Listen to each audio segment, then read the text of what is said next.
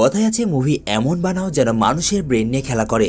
পৃথিবীতে এমন অনেক মানুষ রয়েছে যারা বিভিন্ন ক্ষমতার অধিকারী, তার মধ্যেই একটি হলো হিপনোটিস্ট, অর্থাৎ যারা মানুষকে মুহূর্তের মধ্যেই বশীকরণ করতে পারে।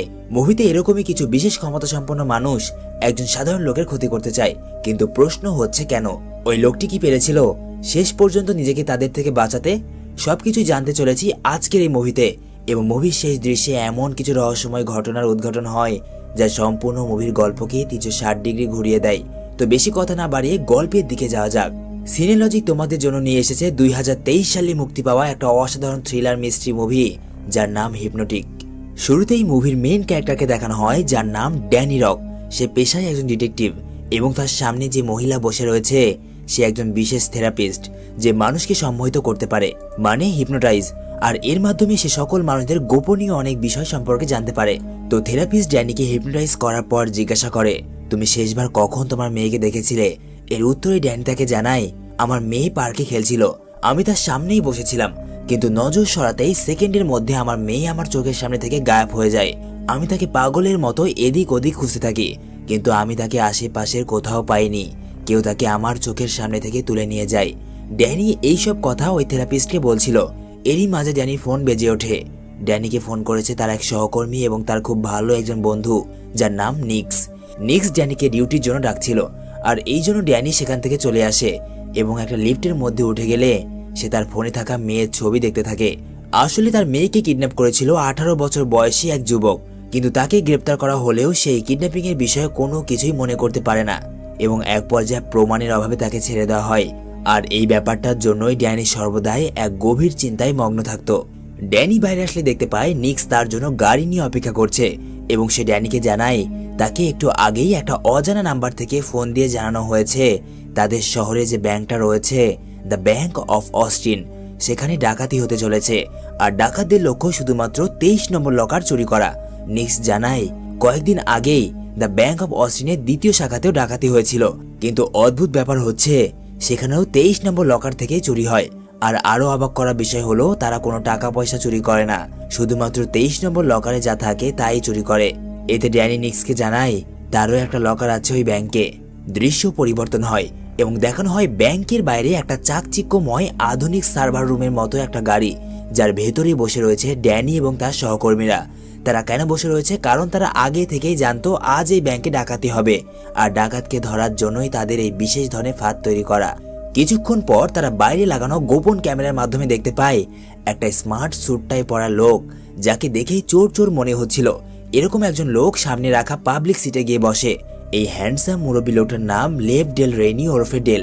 দেখা যায় কিছুক্ষণ পর সেখানে একজন মহিলাও আসে, যে ফোনে কথা বলতে বলতে ডেলের পাশে বসে যায় এবং মুহূর্তের মধ্যেই ডেল তাকে হিপনোটাইজ করে নেয় এবং বলে আজ এত পরিমাণ গরম পড়েছে যার জন্য মানুষের অবস্থা একদম নাজেহাল। সে বাইরে দাঁড়িয়ে থাকা গার্ডদেরকেও কিছু একটা বলে অ্যান্ড সেখান থেকে চলে যায়। ড্যানি লোকটাকে চলে যেতে দেখলে দ্রুত গাড়ি থেকে বের হয় এবং ব্যাংকের মধ্যে চলে আসে। যদিও নিক্স তাকে এসব করতে নিষেধ করছিল, কিন্তু সে কারো কথাই শোনে না। ড্যানি ব্যাংকের ভেতরে আসে এবং ম্যানেজারকে বলে আমি আমার লকারটা খুলতে চাই। এদিকে দেখানো হয় ওই মহিলাকে যাকে ডেল হিপনোটাইজ করেছিল। সে রাস্তা দিয়ে যাচ্ছিল এবং তার সমস্ত কাপড় চোপড় খুলে ফেলে, কারণ তার মাথায় ঢুকিয়ে দেওয়া হয়েছে আজ প্রচন্ড লেভেলের গরম, এবং সে একদম রাস্তার মাঝখানে চলে আসে। আর এই চক্করে সেখানে কিছু গাড়ি অ্যাক্সিডেন্ট করে দেয়। এদিকে আবার দেখানো হয় ড্যানিকে। ম্যানেজার তাকে লকার রুমে নিয়ে এসেছে, কিন্তু লকার খোলার আগেই ম্যানেজার বলে আরে লকারের চাবিটা কোথায় গেল? হয়তোবা আমি নিয়ে আসতে ভুলে গেছি। আর এই জন্য ম্যানেজার বাইরে গেলে দেখা যায় চাবিটা ড্যানির কাছেই রয়েছে। এই জন্য তার কাছে চাবিটা রয়েছে কারণ সে আগেই ম্যানেজারের কাছ থেকে চাবিটা চুরি করে নিয়েছিল। তো যাই হোক, ম্যানেজারে চলে যাওয়ার পর ড্যানি লকার 23 খুলে ফেলে এবং তার মধ্যে যা দেখতে পায় তা একদম ড্যানির হোশ উড়ে যাওয়ার মতো, কারণ সে সেখানে তার মেয়ের ছবি দেখতে পায়। এদিকে ডেল ব্যাংকের একটা কর্মচারীকে হিপনোটাইজ করে লকার 23 খুলে নিয়ে আসতে বলে, আর এই জন্য ব্যাংকের ওই কর্মচারী ডেলের কথা মতো লকার 23 খুলতে গেলে সেখানে ড্যানি তাকে বাধা দেওয়ার চেষ্টা করে এবং তার দিকে বন্দুক তাক করে, কিন্তু তার কোনো কিছুতেই কাজ হয় না। ততক্ষণে সেখানে ডেলের হিপনোটাইজ করা কিছু গার্ড চলে আসে এবং ড্যানির উপর গুলি চালায়। আর এইদিকে লকার 23 নিয়ে এই মহিলা একটা গাড়িতে উঠে পড়ে। ওই সময় নিক্স এবং বাকি সদস্যরা রাস্তায় হওয়া অ্যাক্সিডেন্ট নিয়ে পড়েছিল, কিন্তু সৌভাগ্যবশত ওই গাড়িটাও অ্যাক্সিডেন্টের মাধ্যমে উল্টে যায়। আর এরপর দেখা যায় ডেল সেখানে আসে এবং ওই গাড়ি থেকে লকার 23 নিয়ে চলে যায়। ততক্ষণে ড্যানি বাইরে চলে আসে এবং ডেলের পিছু করলে একটা পরিত্যক্ত বিল্ডিং এর ছাদে এসে পৌঁছায়। ড্যানির বাকি সহকর্মীরাও সেখানে হাজির হয় এবং ডেলের দিকে বন্দুক তাক করে, কিন্তু মুহূর্তের মধ্যেই ডেল তার সহকর্মীকে হিপনোটাইজ করে ফেলে, যার ফলে ড্যানির সহকর্মীরাই ড্যানির দিকে বন্দুক তাক করে। কিন্তু ড্যানির চিন্তা একটাই, তার মেয়ে কোথায়। এই জন্য ড্যানি ডেলকে তার কাছে থাকা তার মেয়ের ফটো দেখায় এবং বলে, আমার মেয়ে কোথায়। কিন্তু ডেল ড্যানির কথায় খুব একটা গুরুত্ব না দিয়ে বলে, ওই ছবিটা আমাকে দিয়ে দাও। ড্যানি ডেলের কথায় অসম্মতি জানায়, আর এই জন্য ডেল তার দুই সহকর্মীকে একে অপরকে শুট করতে বলে এবং সে ঝাঁপিয়ে পড়ে ওই বিল্ডিং থেকে। ড্যানি সঙ্গে সঙ্গেই বিল্ডিং এর উঁচু থেকে নিচে তাকায়, কিন্তু সে ডেলকে নিচে কোথাও দেখতে পায় না। এরপর ড্যানি নিক্সের সাথে দেখা করে এবং তাকে বলে, লকার 23-তে আমার মেয়ের ছবি কিভাবে আসলো। উত্তরে নিক্স তাকে বলে, আমার মনে হয় কেউ তোমার মেয়েকে ইচ্ছে করে জেনে বুঝে কিডন্যাপ করেছে, কারণ তুমি একজন ফেমাস ডিটেকটিভ আর এই জন্য তোমার শত্রুর অভাব নেই। কেউ ইচ্ছে করে জেনে বুঝে তোমার সাথে গেম খেলছে। রাত নেমে আসে, পুরো ঘর অন্ধকার। ড্যানি তার অন্ধকার রুমে বসে তার ডিভাইসে কাজ করছে। এরকম সময়ে হঠাৎ করে তার ফোন বেজে ওঠে। নিক্স তাকে ফোন করেছে। সে তাকে জানায়, আমরা জানতে পেরেছি গতদিনের ওই ব্যাংক ডাকাতির খবরটা আমাদেরকে কে দিয়েছিল। এই খবরটা দিয়েছিল একজন মহিলা যে বিভিন্ন জায়গাতে শো করে বেড়ায়। ড্যানি এই কথা শোনা মাত্রই সঙ্গে সঙ্গে ওই মহিলার সাথে দেখা করতে তার দোকানে যায়। ড্যানি সেখানে পৌঁছালে দেখতে পায় ওই মহিলাটি একটা বডি বিল্ডারে চিকিৎসা করছিল। কেমন চিকিৎসা এটা বলতে পারবো না, তবে চিকিৎসা করছিল এটা বাস্তব। এই মহিলার নাম হলো Diana Cruz. But the important thing about this মহিলা সেটা হচ্ছে এই মহিলাও যে কাউকে হিপনোটাইজ করতে পারত। আর এটা বোঝা যায় তখন যখন সে ওই বডি বিল্ডারকে হিপনোটাইজ করে বাইরে পাঠিয়ে দেয়। ড্যানি তাকে ব্যাংকের ডাকাতির বিষয় জিজ্ঞাসা করে, সে কিভাবে জানলো এই সকল বিষয়। কিন্তু ডায়না তার প্রশ্নের উত্তর না দিয়ে উল্টো সে ড্যানিকে প্রশ্ন করে। সে বলে, আচ্ছা ব্যাংকের ডাকাতির ঘটনায় তুমি কি এখনো অবধি কাউকে গ্রেপ্তার করেছো? উত্তরে ড্যানি বলে, না, কাউকেই গ্রেপ্তার করিনি। আর এরপর ডায়না হঠাৎ করে রেগে যায় এবং তাকে এখান থেকে চলে যেতে বলে। ওদিকে বাইরে দেখা যায় ডেলকে। সে ওই বডি বিল্ডারকে হিপনোটাইজ করে ফেলে এবং তার মাধ্যমে ডায়নার দোকানে একটা অ্যাক্সিডেন্ট করিয়ে দেয়। আর এখানেই ওই বডি বিল্ডারের মৃত্যু হয়। এরপর ড্যানি ডায়নাকে একটা পরিত্যক্ত পুলিশ স্টেশনে নিয়ে আসে এবং তাদের সাথে ছিল নিক্স। ড্যানি ডায়নাকে বলে, আসলে এখানে হচ্ছেটা কি, আমি কিছুই বুঝতে পারছি না। আর এরপর ডায়না তার মুখ খুলতে শুরু করে। সে তাদেরকে জানায়, ওই লোকটা যার নাম ডেল, সে একজন বড় মাপের হিপনোটিস্ট। ওই দিন ব্যাংকে যা কিছু ঘটেছিল তা কেউই ইচ্ছে করে ঘটায়নি। তাদের সকলকে হিপনোটাইজ করা হয়েছিল আর এগুলো করেছিল ডেল। হিপনোটাইজ করা হলে কোনো ব্যক্তি তার স্বাভাবিক চিন্তা শক্তি হারিয়ে ফেলে এবং যে তাকে হিপনোটাইজ করেছে সে তার কমান্ড মেনে চলতে বাধ্য হয়। ডায়না ড্যানি এবং নিক্সকে জানায়, আমিও হিপনোটাইজ করতে পারি। আর এই জন্য নিক্স তাকে বলে, আচ্ছা আমার উপর করে দেখাও। আর ডায়না তার কথা মতো তার উপর হিপনোটাইজ করে এবং তাকে বলে, তুমি এখন একজন কয়েদি। আর এইটা বলার সঙ্গে সঙ্গে নিক্স নিজেকে কয়েদির মতো করে ফেলে এবং কান্না করতে শুরু করে। এরপর ডায়না তাকে বলে, নিক্স, তোমার পরিষ্কার বাতাসের দরকার। আর এরপর নিক্স পরিষ্কার বাতাসের জন্য বাইরে চলে যায়। ডায়না ড্যানিকে জানায়, আমি তোমার উপরও হিপনোটাইজ করেছিলাম কিন্তু কোনো কাজ হয়নি। বছর কয়েক আগে আমেরিকান সরকার একটা আলাদা ডিভিশন তৈরি করেছিল যার মধ্যে শুধুমাত্র আমাদের মতোই যারা বিশেষ ক্ষমতা সম্পন্ন তাদেরকে অন্তর্ভুক্ত করার পরিকল্পনা করা হয়। কিন্তু ড্যানি ডায়নাকে বলে, আমাকে শুধুমাত্র ডেল সম্পর্কে বলো, আমার অন্য কোনো বিষয়ে কোনো ইন্টারেস্ট নেই। ডায়না তাকে বলে, ডেল হলো একজন লিজেন্ড। হিপনোটাইজের জগতে তার মতো শক্তিশালী আর দ্বিতীয় নেই। আমাদের শক্তি তার কাছে কিছুই নয়। ডেল আমাদের সাথে আমেরিকান সরকারের তৈরি করা ওই ডিভিশনের অন্তর্ভুক্ত ছিল, কিন্তু একটা সময় পর তার শক্তির উপর তার অহংকার হয় এবং সেই সম্পূর্ণ ডিভিশনকে তার নিজের নিয়ন্ত্রণে নেওয়ার চেষ্টা করে। আর এই জন্য সরকার তাকে সেই ডিভিশন থেকে বাইরে বের করে দেয়, যার ফলে সে তাদেরকে হত্যা করছে যাদের কাছে হিপনোটাইজের মতো বিশেষ ক্ষমতা রয়েছে।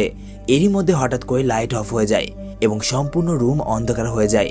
ড্যানি এবং ডায়না দেখতে পায় দূরে নিক্স দাঁড়িয়ে আছে এবং আস্তে আস্তে এক অদ্ভুত অঙ্গভঙ্গিতে তাদের দিকে এগিয়ে আসছে।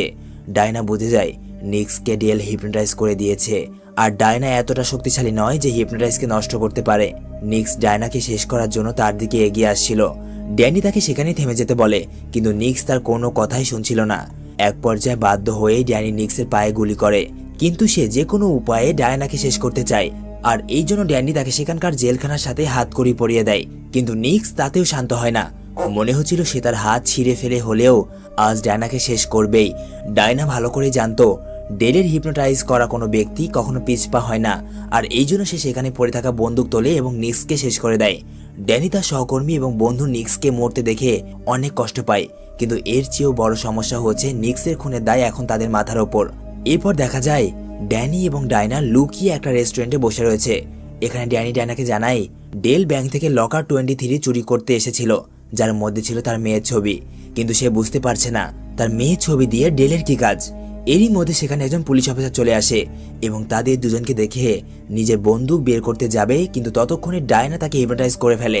কিছুক্ষণ পর ওই পুলিশ অফিসারকে তার টিম ফোন করলে সে তাদেরকে জানায় ড্যানি এবং ডায়না এখানে নেই, আমার মনে হয় তারা অন্যদিকে গেছে। এরপর তারা দুজন ওই রেস্টুরেন্ট থেকে বের হতে যাবে, এরকম সময়ে পুলিশ অফিসারদের ওয়াকি টকি থেকে ডেলের আওয়াজ ভেসে আসে। সে পুলিশ অফিসারকে জানায় ড্যানি এবং ডায়না ওই রেস্টুরেন্টে রয়েছে। তারা বাইরে গেলে দেখতে পায় ডেল পুলিশকে নিয়ে রেস্টুরেন্টের বাইরে দাঁড়িয়ে আছে। ড্যানি তাদেরকে দেখে সেখান থেকে পালিয়ে যায় এবং কোনো রকমে সেখানে থাকা একটা রেল স্টেশনে গা ঢাকা দেয়, কিন্তু ডেল তার লুকানো মুশকিল করে দিয়েছিল। কিছুক্ষণ পর ড্যানি বুঝতে পারে ডেল তার উপর হিপনোটাইজ করছে, কারণ তার সবকিছু অদ্ভুত মনে হচ্ছিল। তার চারিপাশের পরিবেশ উল্টোপাল্টা হয়ে যায়। এরপর ড্যানির সামনে ডেল এবং তার হিপনোটাইজ করা দুজন কনস্টেবল আসে। ডেল তাদের হুকুম দেয় ড্যানিকে ধরে আনতে, কিন্তু এরই মধ্যে সেখানে ট্রাক নিয়ে হাজির হয় ডায়না এবং ড্যানিকে উধাও করে নিয়ে যায়। এবারের মতো ড্যানি ডেলের হাত থেকে বেঁচে পালিয়ে যায়। প্রতিমধ্যে যাওয়ার সময় ডায়না ড্যানিকে জানায় তোমার উপর কোনো রকমে হিপনোটাইজ কাজ করে না, আর এই জন্যই তুমি বারবার বেঁচে যাও। হয়তোবা তোমার মস্তিষ্কের মধ্যে এমন কোনো ঘটনা রয়েছে যা হিপনোটাইজের চাইতেও বেশি প্রভাব বিস্তার করা। আর আমার মনে হয় এই ঘটনাটা তোমার মেয়েকে নিয়ে। তোমার মেয়ের কিডন্যাপিং এর বিষয়টা তোমার মস্তিষ্কে এতটা গভীর প্রভাব ফেলেছে যার ফলে তোমাকে হিপনোটাইজ করা অনেক কঠিন। আমি তোমাকে হিপনোটাইজ করতে না পারলেও ডেল কোনো না কোনো উপায়ে তোমাকে সে কাবু করেই ফেলবে। এরপর তারা দুজনে একটা বস্তিতে এসে পৌঁছায়, যেখানে তারা এমন এক লোকের সাথে দেখা করতে এসেছে যে ডায়নাকে এই হিপনোটাইজ শিখিয়েছিল। ড্যানি এবং ডায়না ওই লোকের কাছে যায় এবং তাকে তার মেয়ের ছবি দেখায়। এই লোকের নাম হলো জেরেমি। ড্যানি তাকে বলে আমার অনেকগুলো প্রশ্ন মনের মধ্যে ঘুরপাক খাচ্ছে, তার মধ্যে একটা হলো ওই ব্যাংকের লকারে আমার মেয়ের ছবি কিভাবে গেল। জেরেমি বলে দেখি তোমার মেয়ের ছবিটা দেখাও, কে তোমার মেয়ে। ড্যানি তাকে তার মেয়ের ছবি দিতেই যাবে, এরই মধ্যে ডায়না তার হাত ধরে ফেলে, কারণ তার সন্দেহ ছিল এটা জেরেমি নয় বরং অন্য কেউ। ডায়নার সন্দেহই সত্যি হয়, এটা ডেল। ডেলকে দেখা মাত্র ডায়না এবং ড্যানি সেখান থেকে পালিয়ে যায়, কিন্তু তাদের সবচেয়ে বড় বিপদ শুরু হয় এখান থেকে, কারণ ডেল সম্পূর্ণ বস্তিবাসীকেই হিপনোটাইজ করে দিয়েছিল, যার ফলে তাদের পালানো মুশকিল হয়ে যায়। বস্তির প্রত্যেকটা মানুষ ড্যানি এবং ডায়নাকে ধরার জন্য মরিয়া হয়ে ওঠে। এরপর ড্যানি চালাকি করে একটা বাইক চালককে ফেলে দেয় এবং তার বাইক নিয়ে সেখান থেকে পালিয়ে যায়, কিন্তু এখানেও তার শান্তি নেই, কারণ তার কাছে সম্পূর্ণ বস্তিটাই কেমন যেন উল্টোপাল্টা লাগছিল। এক পর্যায়ে তারা এমন এক জায়গায় এসে ফেসে যায় যেখানে সামনে আর কোনো রাস্তাই নেই। বস্তির মানুষ এখনো তাদের পেছনে পড়ে আছে। এরই মাঝে হঠাৎ করে কয়েকজন পুলিশ অফিসার সেখানে হাজির হয় এবং বস্তির সকল মানুষকে নিয়ন্ত্রণ করে ফেলে। আর এই পুলিশ অফিসারগুলো এসেছিল ডেলের হুকুমে, কারণ তাদের সবার উপর ডেল হিপনোটাইজ করেছে। কিছুক্ষণ পর পেছন থেকে ডেল তাদের সামনে আসে এবং ড্যানিকে হিপনোটাইজ করার চেষ্টা করে, কিন্তু হঠাৎ করে পুলিশগুলো উল্টো ডেলের দিকেই গান পয়েন্ট টার্গেট করে। ডেল এতে অবাক হয়ে যায়, কারণ তার হিপনোটাইজ ভেঙে গেছে আর এখানে শুধুমাত্র ডায়নাই হিপনোটাইজ করতে পারে। ডেল ডায়নার দিকে এক অদ্ভুত আক্রমণাত্মক দৃষ্টিতে তাকায়, কিন্তু ডায়না বলে আমি কিছুই করিনি। ড্যানি ডেলকে বলে এটা আমি করেছি, কিন্তু এটা কিভাবে সম্ভব। ড্যানি নিজেও জানে না সে এটা কিভাবে করেছে। ড্যানি ডায়নাকে চিন্তা এবং ক্লান্তির স্বরে বলে এই দুনিয়াতে কি এমন কেউ নেই যে আমার এই রহস্যগুলো সমাধান করতে পারে। এরপর ডায়না ড্যানিকে অন্য আরেকজন লোকের কাছে নিয়ে আসে যে ডায়নার সাথেই হিপনোটাইজ শিখেছিল, যার নাম রিভার। সে তাদেরকে নিয়ে যায় তার তৈরি করা একটা আন্ডারগ্রাউন্ড বেসমেন্টে। আর এখানে জানা যায় এই বান্দা শুধুমাত্র একজন হিপনোটিস্ট নয়, বরং একজন গণ্যমান্য হ্যাকারও। ডায়না রিভারকে সবকিছু জানায়, আর এখন রিভারকে ডেলের সাথে ড্যানির মেয়ের কি সম্পর্ক এটা বের করতে বলে। এবং আরো একটা অদ্ভুত বিষয় হচ্ছে ড্যানি তার অজান্তেই ডেলকে হিপনোটাইজ করে ফেলেছিল। এটা কিভাবে সম্ভব? এই রহস্যগুলো জটি রিভারকে খুলতে হবে। রিভার এই কথাগুলো শুনে অবাক হয়ে যায় এবং তার সার্ভার কম্পিউটার স্ক্রিনে বসে পড়ে এই রহস্যগুলো সমাধান করার জন্য। রিভার ড্যানির সকল ডিটেলস খুললেও সেখানে তার ওয়াইফের কোনো ডিটেলস দেওয়া ছিল না, আর এই জন্য রিভার আলাদা করে তার ওয়াইফের নাম জিজ্ঞাসা করে। আর এইবার তার ডিটেলস খুলে গেলে সে ড্যানিকে জানায় তার স্ত্রীও একজন ডিভিশন এজেন্ট, মানে হিপনোটাইজের মতো তারও কিছু বিশেষ ক্ষমতা রয়েছে। শুধুমাত্র তাই নয়, সে এত ক্ষমতাধর যে বাকি এজেন্টদের মধ্যে তার লেভেল ছিল 4-এ। ড্যানি তার ওয়াইফের সম্পর্কে অজানা এইসব তথ্য জানতে পেরে অনেক অবাক হয়ে যায়। যাই হোক, তারা রিভারের বাড়িতেই রয়েছে। ডায়না গোসল করতে গেছে আর এদিকে ড্যানি তার মোবাইল ফোনে তার মেয়ে এবং ওয়াইফের ছবিগুলো দেখছিল। এরই মাঝে হঠাৎ করে এক অজানা নাম্বার থেকে তার কাছে কল আসে। ফোন রিসিভ করতেই ড্যানি বুঝে যায় এটা ডেল। ডেল তাকে বলে ডায়নাকে মেরে দাও। ডেলের এরকম উল্টাপাল্টা কথা শুনে ড্যানি তার ফোন কেটে দেয়। এরপর সে ডায়নার দেরি হওয়াতে তার গোসলখানার বাইরে যায় এটা দেখতে যে ডায়না নিরাপদ আছে কিনা। এরই মাঝে ড্যানি লক্ষ্য করে টেবিলের উপর যে ধারালো কেজিটা রাখা ছিল সেটা এখন তার হাতের মধ্যে। কিছু তো গড়বড় অবশ্য রয়েছে। ড্যানি আস্তে আস্তে তার নিজের ওপর নিয়ন্ত্রণ হারিয়ে ফেলছিল। তার বারবার মনে হচ্ছিল কেউ তাকে দিয়ে ডায়নাকে মারতে চায়, কিন্তু ড্যানি সর্বোচ্চ চেষ্টা করে ডায়নাকে রক্ষা করার। ডায়না ওয়াশরুম থেকে বাইরে আসে এবং ড্যানির অদ্ভুত আচরণ দেখে বোঝা যায় কোনো সমস্যা রয়েছে। এই জন্য সে ড্যানির হাতের চাকুটা নিয়ে নেয় এবং ডায়না ড্যানির সঙ্গে ঘনিষ্ঠ হতে শুরু করে। এরপর দেখানো হয় মধ্যরাত। হঠাৎ করে ড্যানি চোখ খোলে। এর মানে ড্যানি ঘুমায়নি, বরং সে একটা সুযোগের অপেক্ষায় ছিল। সবাই ঘুমিয়ে আছে। এরকম সময় ড্যানি রিভারের কম্পিউটার ওপেন করে এবং পুনরায় সব তথ্য চেক করে জানতে পারে তার ওয়াইফের নাম ডায়না ক্রুজ, মানে এই ডায়নাই তার ওয়াইফ। সেটা বিশ্বাস করতে পারছিল না, আর এই জন্য এইবার সে তার ফোনটা চেক করলে দেখে তার ফোনেও ডায়নার ছবি রয়েছে। আর এরপর সে ওই কম্পিউটারে তার মেয়ের নাম সার্চ করলে জানতে পারে তার মেয়ের কাছে এক্সট্রিম হাইপোটনিক এবিলিটি রয়েছে, মানে একটা বিশেষ ধরনের ক্ষমতা রয়েছে। এরই মধ্যে ডায়না সেখানে চলে আসে। ড্যানি তাকে জিজ্ঞাসা করে আমার মেয়ে কোথায়, তোমরা তাকে কোথায় লুকিয়ে রেখেছ? এর উত্তরে ডায়না জানায় আমি নয়, তুমিই তাকে লুকিয়ে রেখেছ। এরপর ড্যানি অতীতের একটা ফ্ল্যাশব্যাক দেখতে পায় যেখানে ড্যানি এবং ডায়না তার মেয়েকে নিয়ে ঝগড়া করছে। আর এটা এই জন্য কারণ সরকার তার মেয়েকে সেই হিপনোটনিক ডিভিশনে অ্যাড করতে চায়, কিন্তু ড্যানি এটা একদমই চায় না, কারণ তার মেয়ে এখনো ছোট। এই জন্য সে তার মেয়েকে কোথাও লুকিয়ে রেখেছে। ড্যানির সাথে এতক্ষণ যা কিছু হয়েছে সবকিছুই একটা ধোঁকা। বাস্তবে তো সে সরকারের তৈরি করা সেই ডিভিশনের মধ্যেই রয়েছে এবং ডিভিশনের মেম্বাররা তার সামনে দাঁড়িয়ে আছে। আজ পর্যন্ত তার সাথে যা কিছু হয়েছে এবং সে যাকে যাকে দেখেছে তারা সবাই এই ডিভিশনের সদস্য, সেটা তার বন্ধু নিক্স, ব্যাংকের কর্মচারী অথবা তার সহকর্মী হোক না কেন। আসলে এই সকল পরিকল্পনা ড্যানি অনেক আগেই করেছিল, কারণ সে ভালো করেই জানতো সে তার মেয়েকে লুকিয়ে রাখলেও তারা তাকে হিপনোটাইজ করে তার মেয়েকে খুঁজে নেবে। এই জন্য সে নিজের ওপরেই এমন হিপনোটাইজ করেছে যাতে সে নিজেই ভুলে গেছে তার মেয়ে কোথায়। কিছুক্ষণ পর সেখানে ডেল আসে। ডেল হলো এদের লিডার। সে বলে বিগত 4 বছর থেকে তোমার সাথে আমরা এই একই গেম খেলছি, কিন্তু কোনোভাবেই তোমার মুখ থেকে তোমার মেয়ের খোঁজ বের করতে পারিনি। দয়া করে এবার বলে দাও তোমার মেয়ে কোথায়। আমরা তাকে উচ্চ লেভেলের একটা ট্রেনিং দেওয়াবো, যার ফলে সে অনেক বেশি শক্তিশালী হয়ে যাবে। কিন্তু ড্যানি এই কথায় খুব একটা গুরুত্ব না দিয়ে বাইরে চলে যায় এবং দেখতে পায় বাইরে ওই সকল সেট আপ করা যেগুলো ঘটনা ড্যানির সাথে ঘটেছিল।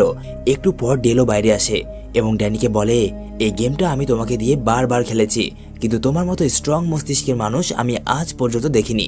যখনই আমরা আমাদের কাজ হাসিল করেই ফেলবো এরকম মুহূর্তে তুমি সবকিছু জেনে যাও আর আমাদের পরিকল্পনা আবারও ব্যর্থ হয়ে যায়। এসব কথা শুনে ড্যানি তাদেরকে বলে যদি তোমরা বারবার চেষ্টা করার পরেও আমার মুখ থেকে কথা বের করতে না পারো তাহলে আবারও প্রস্তুত হয়ে যাও, কারণ আমি তো আমার মুখ খুলবো না। এরপর তারা আবারও ড্যানিকে বেহুশ করে দেয় এবং ভেতরে নিয়ে যায়। কিছুক্ষণ পর তার কাছে ডায়না আসে এবং কৌশলে ড্যানিকে তার মেয়ের ব্যাপারে জিজ্ঞাসা করে। ড্যানি একটা মুচকি হাসি দেয় এবং বলে এটা তোমরা কখনোই জানতে পারবে না। এরপর কোনো কিছুতেই কাজ না হলে ড্যানিকে আবারও হিপনোটাইজ করা হয় এবং সবকিছু প্রথম থেকে শুরু হয়। সবকিছুই প্রথমের মতো ঘটছিল, থেরাপিস্টের কাছে যাওয়া, লিফটে ওঠা, এমনকি সেখান থেকে বাইরে আসা। কিন্তু এইবার ড্যানির সবকিছুই মনে ছিল। সে শুধুমাত্র এই সকল গেমের নাটক করছিল। কিছুক্ষণ পর যখন তার ডেলের পিছু করতে হতো তখন সে তার পিছু না করে সেখানে থাকা একটা গাড়ি নিয়ে পালিয়ে যায়। সবাই তার পিছু করছিল, এমনকি ডেল নিজে কয়েকজন লোক নিয়ে হেলিকপ্টারের মাধ্যমে তার পিছু করছিল। দেখা যায় ড্যানি গভীর জঙ্গলের মধ্যে নির্জন একটা বাড়িতে এসেছে, আর এখানেই রয়েছে তার মেয়ে এবং সাথে রয়েছে তার বাবা মা, মানে ড্যানির বাবা মা। ড্যানি ভেতরে যায় এবং তার মেয়ের সাথে দেখা করে। ততক্ষণে বাইরে ডেল এবং ডিভিশনের বাকি সদস্যরা চলে আসে। ড্যানির মা বাবা তাদেরকে সেখানে ঢুকতে বাধা দিলে ডায়না তাদের বলে আপনারা এই বিষয়ে কথা না বললেই ভালো হয়। কিন্তু ডেলকে দেখা যায় সে একদম নিস্তব্ধ হয়ে দাঁড়িয়ে আছে এবং তার সদস্যদের ইশারা করে ড্যানির বাবা মাকে শেষ করে দিতে। তার কথা মতো ড্যানির বাবা মাকে গুলি করা হয়। গুলির আওয়াজ শুনে ড্যানি বাইরে আসে এবং ডায়নাকে বলে তুমি কি আসলেই সেই যাকে আমি আমার মন প্রাণ দিয়ে ভালোবেসেছিলাম? তুমি কি আসলেই এইসব আমাদের মেয়েকে শেখাতে চাও? এরই মধ্যে সেখানে হাজির হয় তাদের মেয়ে। তাদের মেয়ের নাম হলো মিনি। এটা মুভিতে বলা হয়নি তাই বলে দিলাম। তার মা তাকে দেখে অনেক খুশি হয়।